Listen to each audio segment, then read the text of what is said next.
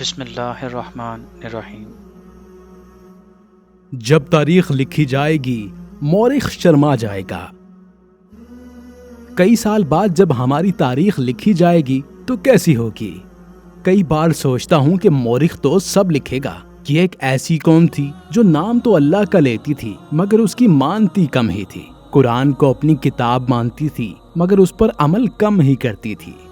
ایک ایسی قوم جس کو تعلیم جاہل بنانے کے لیے دی جاتی تھی، ان کے حکمران بادشاہوں کی طرح زندگی گزارتے تھے مگر قوم کے نچلے طبقے کے پاس ایک وقت کھانے کی روٹی نہیں تھی۔ مورخ لکھے گا اس قوم کا انصاف بکتا تھا، طاقتور کے لیے علیحدہ قانون اور غربا کے لیے ایک الگ قانون تھا۔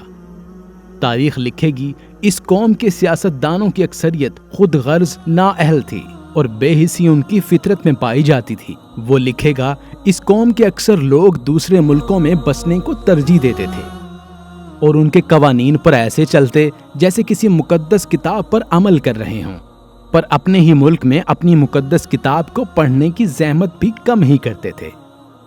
وہ لکھے گا ایک ایسی قوم جو لمبی لمبی دعائیں اور بد دعائیں کرتی تھی مگر اس کا عمل انتہائی بیہودہ تھا، جو جھوٹ، بے ایمانی، ملاوٹ اور کرپشن میں انتہائی اعلیٰ درجے پر فائز تھی۔ دشمنوں کا مقابلہ سائنس اور ٹیکنالوجی میں کرنے کے بجائے معجزوں کا انتظار کرتی تھی۔ ایک ایسی قوم جس میں حرام خور عزت دار کہلاتے تھے اور محنت کر کے کمانے والے کمین۔ اور وہ لکھے گا اس ملک میں ہونے والی بارشوں کا پانی ڈیموں میں نہیں اس کے میدانوں میں کھڑا ہوتا تھا۔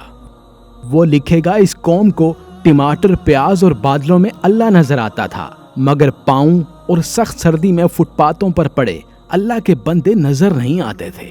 سوچتا ہوں لکھتے لکھتے شاید شرما جائے گا کیونکہ ہماری نااہلیوں کی داستان بہت طویل ہے۔